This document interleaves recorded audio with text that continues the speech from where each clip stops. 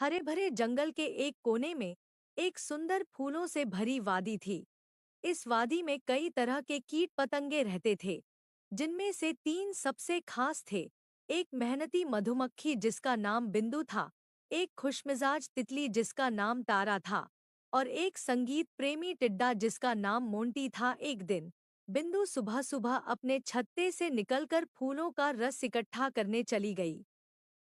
तारा अपने रंग-बिरंगे पंख फैलाकर फूलों पर मंडरा रही थी, और मोंटी एक पत्ते पर बैठा अपनी सुरीली आवाज में गाना गा रहा था। तीनों की मुलाकात एक बड़े गुलाब के फूल के पास हुई। बिंदु ने तारा और मोंटी को देखा और कहा, तारा, मोंटी, क्यों न आज हम तीनों मिलकर कुछ नया करें?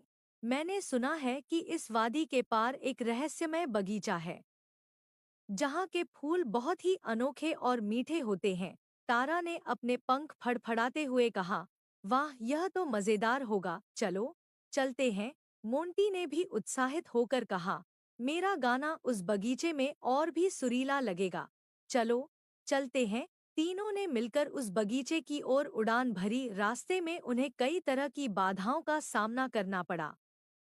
कभी घने पेड़, कभी तेज हवा, और कभी-कभी डरावने पक्षी, लेकिन तीनों ने मिलकर एक दूसरे का साथ दिया और सभी बाधाओं को पार कर लिया। आखिरकार वे उस रहस्यमय बगीचे में पहुंचे। बगीचा वाकई में अद्भुत था। वहां के फूल न केवल सुंदर थे, बल्कि उनमें से एक मीठी खुशबू भी आ रही थी।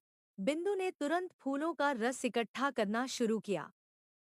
तारा ने फूलों पर मंडराते हुए अपने पंखों का जादू बिखेरा, और मोंटी ने अपनी सुरीली आवाज में गाना शुरू कर दिया। लेकिन तभी एक बड़ी मकड़ी ने उन पर हमला कर दिया। मकड़ी ने सोचा कि वह इन छोटे कीटों को आसानी से पकड़ लेगी। बिंदु, तारा और मोंटी घबरा गए, लेकिन उन्होंने हार नहीं मानी। बिंदु ने अपने छोटे पंखों से मकड़ी पर वार किया। तारा ने अपने पंखों से धूल उड़ाई, जिससे मकड़ी को कुछ दिखाई नहीं दिया, और मोंटी ने अपनी तेज आवाज में गाना गाकर मकड़ी को विचलित कर दिया। तीनों ने मिलकर मकड़ी को भगा दिया और राहत की सांस ली। उन्होंने एक दूसरे को धन्यवाद दिया और खुशी-खुशी अपने काम में वापस लग गए। बिंदु ने सबसे मीठा रस इकट्ठा किया।